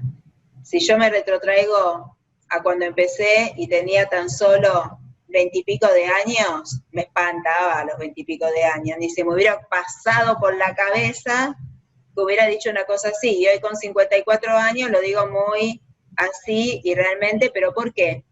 Porque también, y esto tiene que ver con la proyección dinámica de la identidad de cada uno, ¿no? Los mismos cambios sociales motivan en vos el ayornarte a esos cambios sociales. Y entonces, y más aún si te dedicas a este sector del derecho, tenés que tener una mente de apertura, sin por esto habilitarlo y permitirlo todo, sino ser cauto en qué habilitás, en qué permitís, pero al mismo tiempo ser cauto también cuando habilitás y permitís en el alcance con el que habilitás y permitís, y proteger a la persona también en lo que habilitás y permitís. Y ahí está la gran creatividad por parte del derecho que tantos nos resta por crear. Y en esto tenemos una fuente de trabajo enorme, porque sobre esto se habla mucho, se dice mucho, es muchísimo, pero poco se construye desde el derecho. Entonces nos queda un camino enorme por hacer, porque hay muchas personas que están comprendidas en estas situaciones y que exigen respuestas. Y que exigen respuestas porque el derecho otorga pocas respuestas.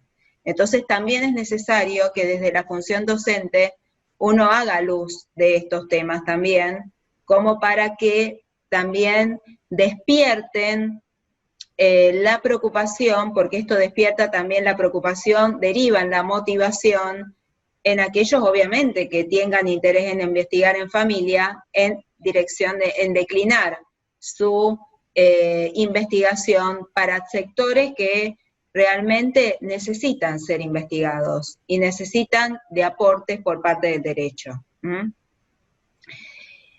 De paso les comento que vamos a tener una jornada en el marco del doctorado, que después oportunamente le vamos a informar, que ya está prácticamente cerrada, que va a ser el 21 de octubre, sobre toda esta temática, pero no temática puntualmente vinculada con esto, sino vinculada con todas cuestiones de género, que vamos a contar con la participación de la doctora Ida Kamelmacher, la doctora Eleonora Lam, la doctora Laura Pautasi, la doctora Natalia Girardi, y también nos ha confirmado también la secretaria de Derechos Humanos de la Municipalidad, Mariana Caminotti, que ahora está licenciada como investigadora con ICET, pero que justamente su experticia es todo lo que tiene que ver con cuestiones de género. Bien, otro gran tema en la filiación por TRAI, que a mí especialmente me causa muchísima preocupación, es todo lo que tiene que ver con el derecho a la información, identidad. Esto es lo mismo, no es lo mismo, porque en gran medida también es constituyente de la personalidad, de la persona misma, ¿no? Nosotros acá tenemos un gran vacío en este tema, porque el código muy poco nos dice respecto a esto. Y por eso me pareció interesante traerles a ustedes este fallo, porque este fallo hace un aporte interesante. Este fallo fue planteado ante un amparo planteado por BA contra el Ministerio de Salud y Desarrollo Social. Y es de fecha 28 de agosto del año 2019. La señora AB, por derecho propio y en representación de su hija menor de edad, LB, peticiona se ordene al Estado Nacional, Ministerio de Salud y Desarrollo Social, a conservar la información obtenida por el Centro Médico GENS con relación a la identidad del donante seleccionado en el tratamiento de fertilización asistida. Esta mujer se había sometido a un tratamiento con material genético de tercer dador de banco. Entonces, lo que quería, miren qué bien esta mamá, que lo que tuvo en consideración es el mejor interés de esa niña. ¿Por qué? Porque lo que busca es preservar, cuando la niña todavía no tiene la capacidad madurativa suficiente para hacerlo ella misma, pero es que se preserven los datos de identidad respecto al dador de material genético. Esto importa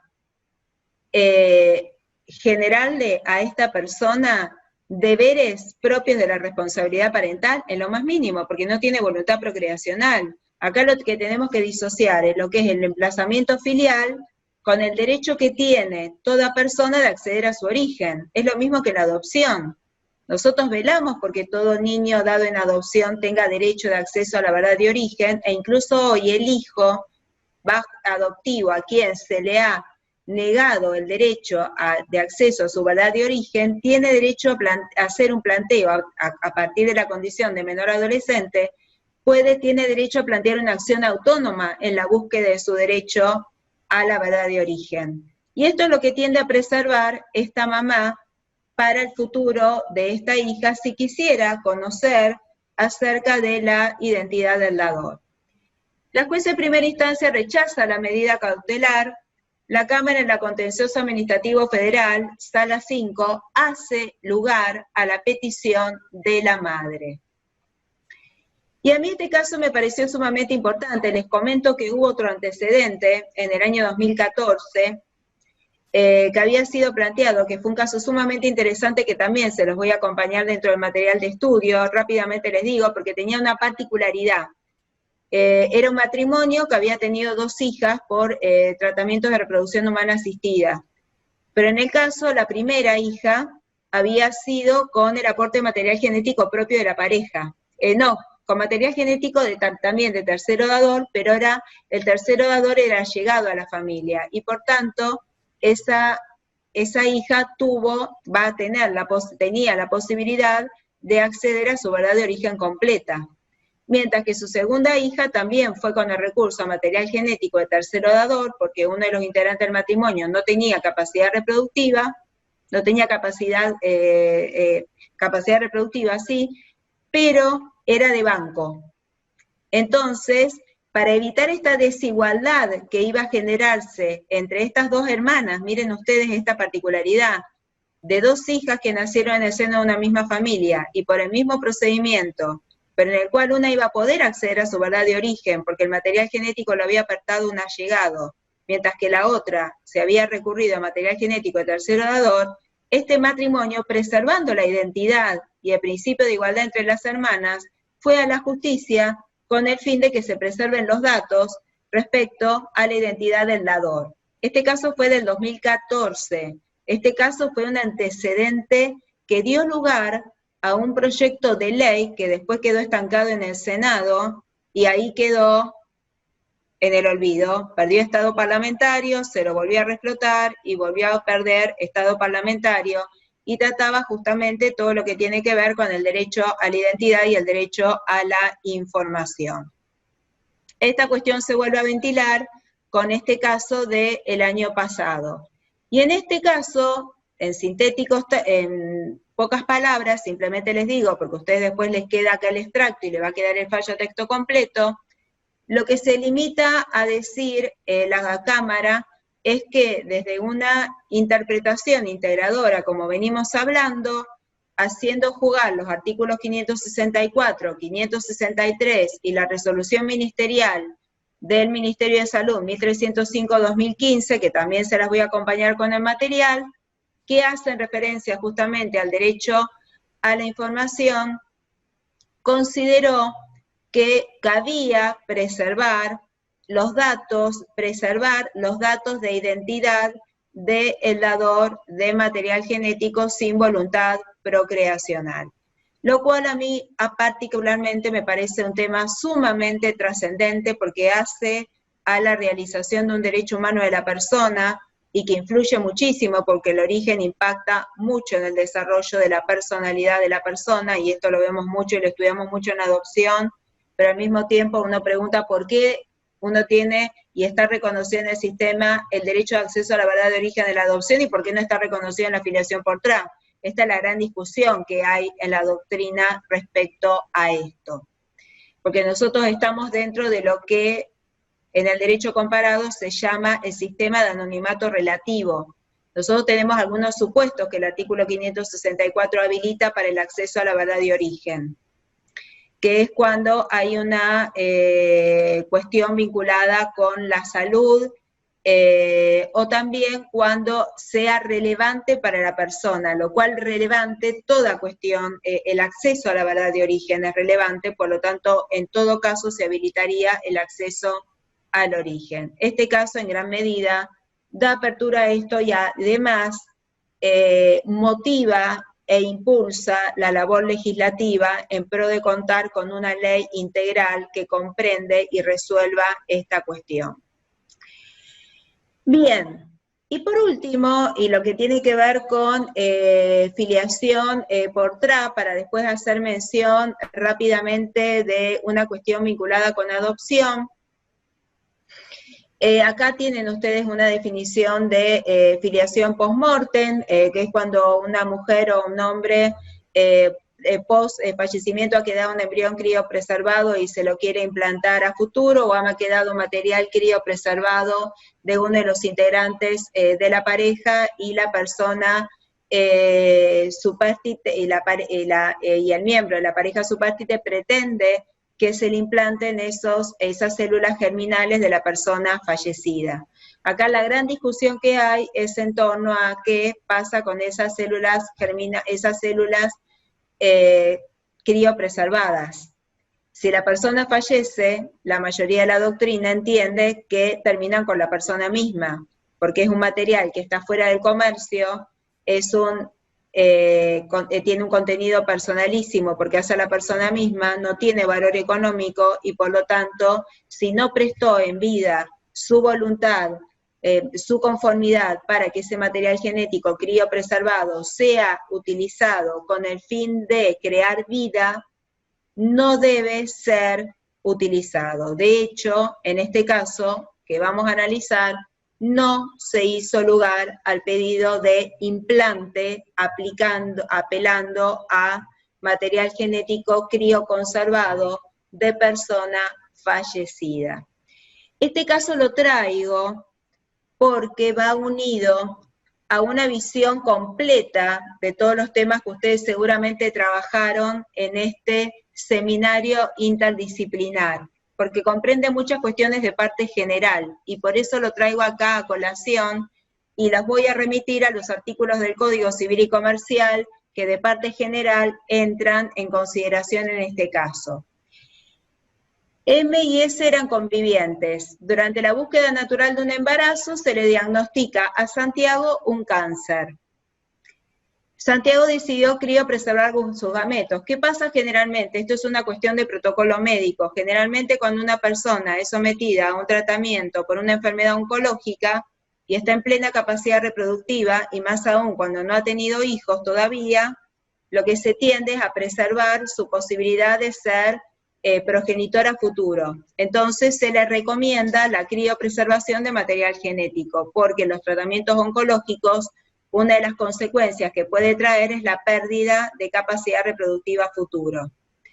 Siendo así, esta persona prestó su consentimiento para esto, para la criopreservación de material genético, pero no prestó su consentimiento para que ese material genético devenida a su muerte sea destinado para un futuro implante y posible fecundación después de su muerte. Y acá fue la cuestión que entró en colisión. Santiago fallece el 24 de julio de 2015, les cuento, no fallece como consecuencia de la enfermedad oncológica que tenía, porque el tratamiento estaba dando resultados, sino fallece como consecuencia de una infección intrahospitalaria. Por su parte, la pareja criopreservó material genético femenino, ¿por qué? Porque ya tenía 40 años y su capacidad reproductiva estaba bajando. Los padres de Santiago y M se ponen de acuerdo entre los dos porque los padres querían ser abuelos y ella quería ser madre. Entonces solicitan autorización judicial para llevar adelante el procedimiento de fecundación post-mortem. En primera instancia no se hace lugar al pedido, en la alzada se confirma el fallo de la instancia de grado. Rápidamente leo lo que destaqué y subrayé en otros colores. La posibilidad de utilizar y transferir gametos masculinos queda enmarcada en el ámbito de los derechos y actos personalísimos que hacen a la dignidad de la persona humana, por lo que el consentimiento a tales fines no puede presumirse. Él había prestado su consentimiento para la criopreservación de material genético, pero no para el implante, si devenía su muerte, como les dije antes. Es de interpretación restrictiva y no funciona por vía de la representación.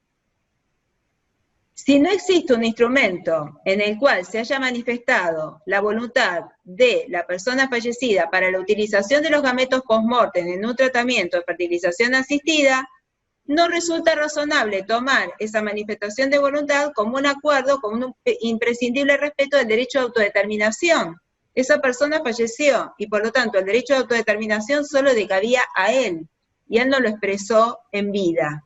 Y por lo tanto no se puede presumir y por tanto no puede ordenarse un implante a través de un consentimiento tácito. En tal sentido, la justicia entiende que no mediaba voluntad procreacional. ¿Y por qué traigo este caso acá? Y lo traigo a este seminario interdisciplinar.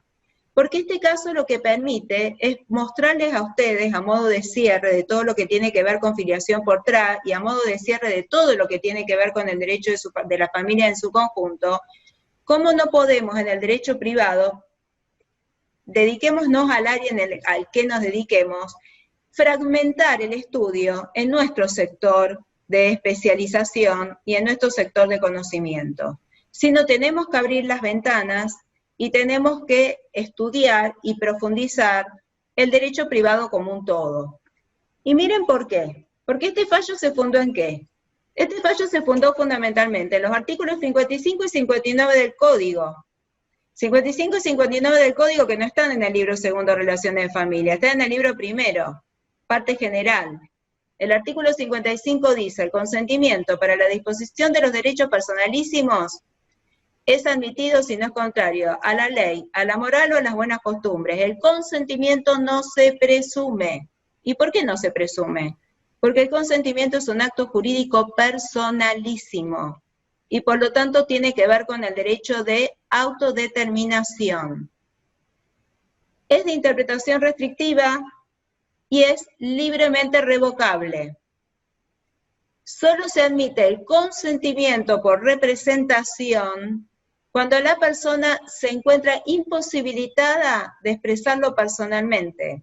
Es decir, cuando estoy en los supuestos excepcionales de declaración de incapacidad, que no era el caso de Santiago, porque Santiago siempre estuvo plenamente lúcido, y más aún cuando manifestó su voluntad con el solo fin de criopreservar material genético, y no sumó su manifestación en el sentido de que ese material sea utilizado para un implante futuro si devenía su muerte. Por lo tanto, el padre, a quien se le otorgó la condición de tutor, esa es otra cuestión cuando ustedes lean el fallo que los va a sorprender, él manifestó su voluntad en el lugar de él, lo cual la justicia lo advirtió y no se consideró. El centro de salud interviniente debe recabar, y esto se va unido con el artículo 560, que sí regula el consentimiento informado en el ámbito propio de las técnicas de reproducción humana asistida. El artículo 560, haciendo uso y en sintonía con estos artículos que acabo de enunciar, destaca que debe ser previo, informado y libre. E incluso ese consentimiento es revocable hasta el momento del implante, porque como todo acto jurídico, tiene el carácter propio de los actos jurídicos, que es su revocabilidad. Y esto viene de parte general. Esto también se confirma, y sigue la misma línea, el artículo 7 del decreto 956-2013, que es el decreto que reglamenta la ley 26862, que regula la cobertura de los tratamientos de reproducción humana asistida. Y tener en cuenta también que el artículo 59 del Código Civil y Comercial, que regula y define el consentimiento informado en el ámbito del Código, guarda total consonancia con el artículo 2 de la Ley 26.529 sobre derechos del paciente. Dicho esto, voy a hacer en 10 minutos que me restan. ¿Me restan 10 minutos, sí? 9. 9, bueno, uno menos, dame 10. En mi reloj me marcan 10. Bueno, son 10. Bien. Vamos directamente a la adopción. Que vuelco total, ¿no? Pero un vuelco que estoy dentro de lo mismo. Simplemente marcar que acá ustedes tienen contemplados los principios. Yo destaco siempre los principios porque es un aporte súper valioso del sistema vigente en haber plasmado en una norma los principios propios del instituto, porque son ordenadores, porque cuando no encuentro respuestas dentro de las normas propias del régimen de la adopción, puedo encontrar respuestas haciendo actuar a los principios, porque los principios me llevan a los instrumentos internacionales de derechos humanos, porque en gran medida afloran de los principios contenidos en estos instrumentos internacionales de derechos humanos. Entonces, una vez más les muestro cómo tenemos que abrir nuestra cabeza en el estudio del derecho. Vamos a este caso. Este caso también fue resuelto por la misma jueza de la cual partimos, de este juzgado civil en familia y sucesiones de una única nominación de la ciudad de Monteros, de fecha de marzo del año 2019. Este caso es re interesante.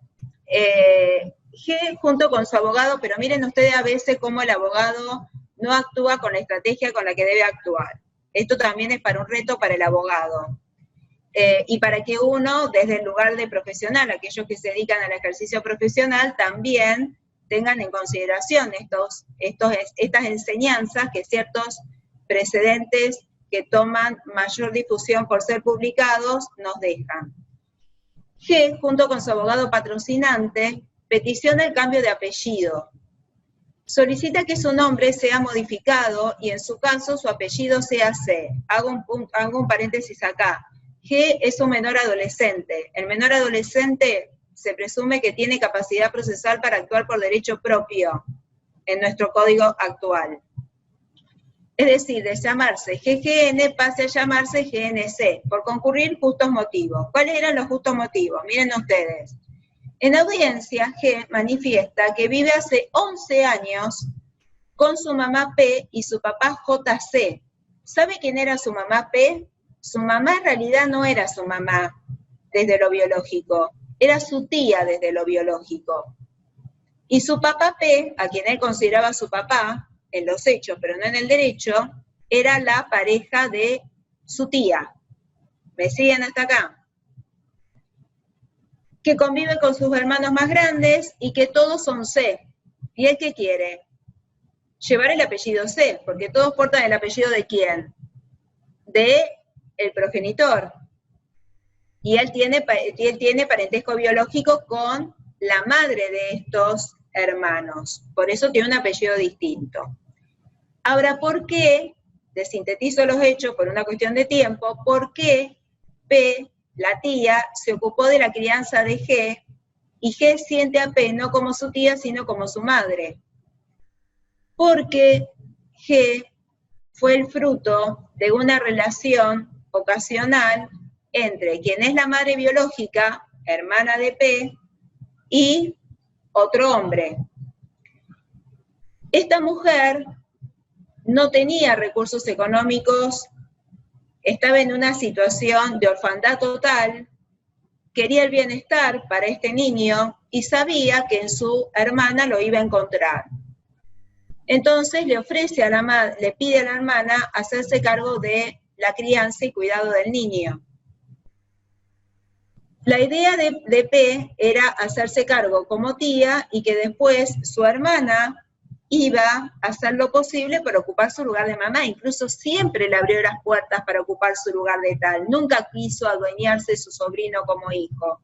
Lo que sucede es que la hermana, una vez que se le entregó a la hermana, la madre biológica, es que como se olvidó, se trasladó a Buenos Aires, lo fue a ver cuando era bebé una sola vez, y después mantuvo, pero muy esporádicamente, comunicaciones telefónicas.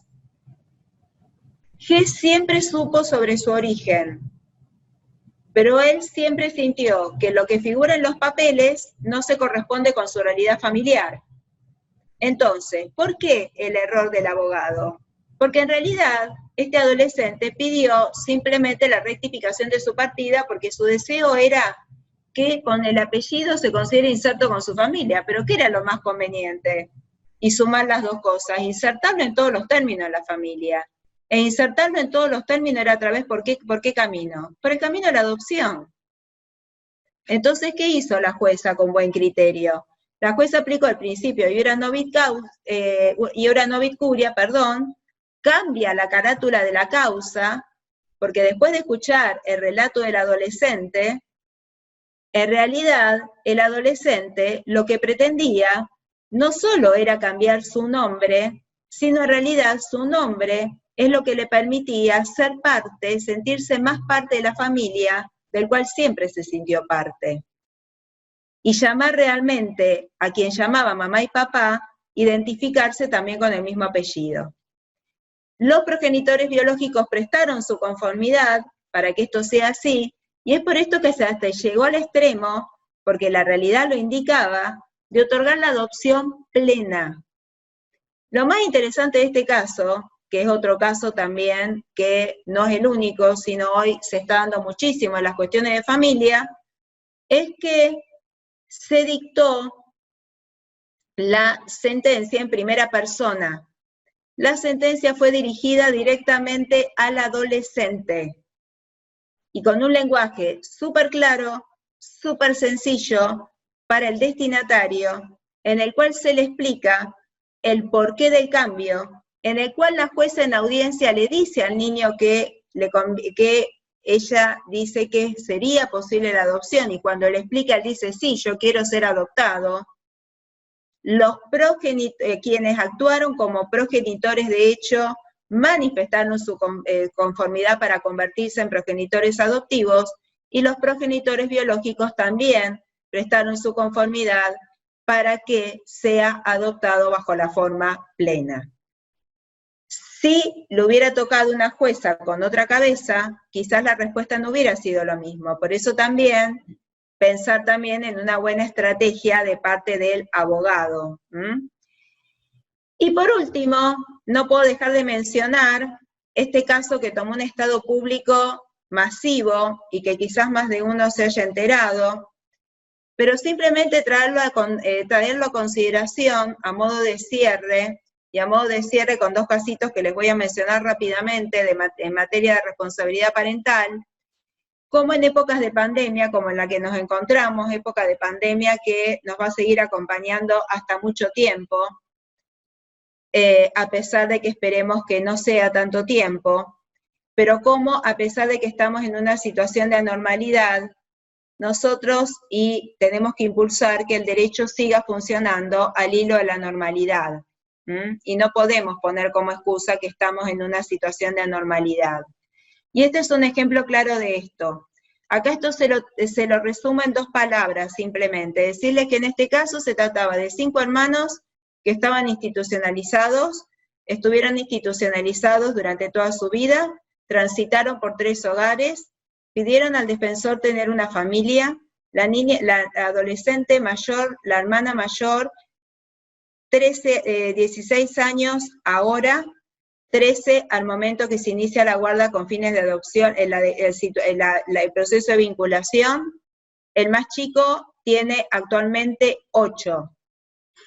La única ventaja que tuvieron estos chicos, que siempre estuvieron institucionalizados juntos. Y la gran ventaja que tuvieron estos chicos, que no es lo común de los casos, es que tuvieron unos pretensos adoptantes admirables, que hoy son sus progenitores adoptivos, que permitieron que no fueran separados y fueron adoptados los 5 por la misma pareja. Pero lo más interesante es que se hizo lugar al escuche de los niños, porque cuando estaba en esta etapa, en la cual había terminado la etapa de la guarda con fines de adopción, y ya estaba la posibilidad de iniciar el proceso de adopción, se viene la declaración del ASPO. Entonces, todos los avances que se habían logrado con estos chicos se volvieron para atrás. ¿Por qué? Porque estos chicos empezaron a tener temor de ser desplazados de esa familia que tanto le había logrado tener, tanto les había costado tener. Entonces ellos mismos le pidieron al defensor de que querían que su realidad familiar se traslade a los hechos. ¿Y cuáles eran los hechos? Una sentencia que los declare hijos adoptivos, y a sus pretensos adoptantes progenitores adoptivos. El defensor y la jueza fueron diligentes, atendieron a la realidad de esos niños que estaban suficientemente resguardados, que tenían una vida de familia, habían tenido un progreso en toda su persona enorme en tan solo 2 años, que convocaron una audiencia por Zoom un día sábado, en plena situación de feria judicial extraordinaria, pero cuando estábamos en la primera etapa de feria judicial extraordinaria, en la cual las actuaciones de la justicia eran limitadísimas, se convocó una audiencia por videoconferencia un día sábado, día inhábil, y a los chicos se les informó en la audiencia que lo que ellos querían ya estaba en los papeles, y que se había otorgado la adopción, y en plena pantalla le mostraron la sentencia de adopción que tenía la firma de la jueza y del defensor que había intervenido. Esto un poco para mostrarles, a modo de cierre, cómo se puede trabajar también bajo el hilo de la normalidad en tiempo de pandemia. Acá simplemente, acá les planteo cómo también al hilo de la normalidad, esto que había afectado la regla general del cuidado personal compartido, que es la regla a seguir hoy en el sistema, con el ASPO pasó a ser la excepción, como en un primer tiempo la justicia se apegó mucho a lo que dispuso el decreto, y cómo después la justicia se fue ablandando, y cómo la justicia, atendiendo al interés superior del niño, y frente a la situación de anormalidad, pero con los cuidados preventivos en miras de proteger el derecho a la salud y la vida de las personas, mantuvo y trató de remediar e hizo lugar a esos pedidos de cuidado personal compartido, habilitando que el niño tuviera contacto con ambos progenitores. Hubo niños que durante meses no vieron a sus otros progenitores no convivientes, solo se comunicaban telefónicamente o por videoconferencias. La justicia empezó a ser más flexible en este sentido. En esto mucho tuvo que ver todos los documentos internacionales que se fueron dictando en ese tiempo, durante la época de pandemia, y que se siguen dictando y que también se los voy a incluir en el material de estudio. Y también, en la misma sintonía, también se fueron dictando fallos en materia de alimentos derivados de la responsabilidad parental. Simplemente plantearles este caso en el cual se intimó por mensajería de WhatsApp, como para dar una idea de cómo como medio de interpelación fehaciente se utilizó un medio que antes ni nos hubiéramos, no hubiera pasado por nuestra cabeza utilizar, pero cómo de esta forma se hizo posible hacer efectivo un derecho tan importante que hace a la dignidad de la persona como es el derecho alimentario. Y este que también responde a la cuestión práctica que a veces una madre que pide la ejecución del cumplimiento de la prestación alimentaria, realmente el deudor alimentario estaba en una situación de debilidad económica, porque ¿a qué se dedicaba? A los eventos, a la organización de eventos. Obviamente con la pandemia todo esto se suspendió, obviamente su capacidad económica había mermado considerablemente.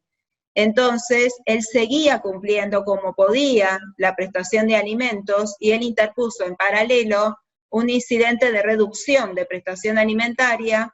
Entonces, en el mismo proceso y haciendo lugar a la tutela judicial efectiva, celeridad, economía procesal, se acumularon las actuaciones y en cierta medida se contemporizaron ambas pretensiones, siempre atendiendo al mejor interés de los niños. Obviamente la prestación de alimentos se redujo. ¿Y se redujo por qué? Porque el deudor alimentario no tenía capacidad económica, y además porque del otro lado la mujer seguía percibiendo su salario en iguales términos como lo percibía antes, y las necesidades imprescindibles de los niños seguían cubiertas y no se afectaba su calidad de vida en materia alimentaria. Y simplemente a modo de cierre, a modo maratónico, y en función de todo lo que hemos visto, simplemente decirles, y a modo de cierre, que tenemos que respetar y garantizar los derechos de las personas que integran las distintas formas de vivir en familia. Esto nos hace pensar desde una visión plural y abierta a la diversidad. En este carácter, hacer realidad el derecho que a cada uno le asiste de ser parte del proceso de construcción de su propia biografía. Y esto que tiene que ver con lo último que mencioné, que la situación de anormalidad que la pandemia trae, no impide, sino que por el contrario exige, que el derecho funcione al hilo de la normalidad. Esto lo dejo como pensamiento y como puesta en acto, porque entiendo que solo de esta forma será posible brindar una total protección a quienes se encuentren en una situación de verdadera situación de debilidad jurídica. Nosotros en el derecho de las familias, infancia y adolescencia estamos atravesando y viendo situaciones en las cuales personas que no estaban en situaciones de debilidad jurídica hoy están en una situación de extrema debilidad jurídica, y por tanto el derecho debe y tiene que actuar en esta contingencia. Esto es todo, espero que les haya resultado útil. Pido disculpas por haberme excedido unos minutos como me excedo siempre. Y espero que les haya despertado el interés tanto a los que se dedican a familia como a los que no se dedican a familia, que algo les haya quedado de esto. Espero volver a verlos muy pronto Y en mi carácter de codirectora de la carrera de doctorado, lo único que les pido es que sigan regularmente la carrera y quiero asistir a la defensa de tesis de todos los que aquí están presentes. Es un enorme desafío. Inscribirse en la carrera de doctorado en Derecho no es solo para cursarla, es para cursarla, aprobarla y en tiempo propio, conforme al reglamento de la carrera, terminarla. Y terminarla es presentar una tesis y defenderla. Todos podemos hacer una tesis doctoral. Es un desafío importante, no lo voy a negar. Es mucho más fácil para quienes nos dedicamos a la investigación hacer una tesis doctoral, pero todos podemos hacerla, y todos si tenemos al lado un director que sea responsable y que nos acompañe en el proceso de investigación, y ustedes tienen docentes de taller que son de excelencia, ustedes lo van a poder concretar. No dejen de hacerlo. Hacer una carrera y dejarla en el camino es tiempo perdido. No olviden esto. Muchísimas gracias por el tiempo compartido. Sigan cuidándose mucho. Y bueno, les deseo mucha suerte. Y como les dije, espero muy pronto verlos en sus respectivas defensas de tesis.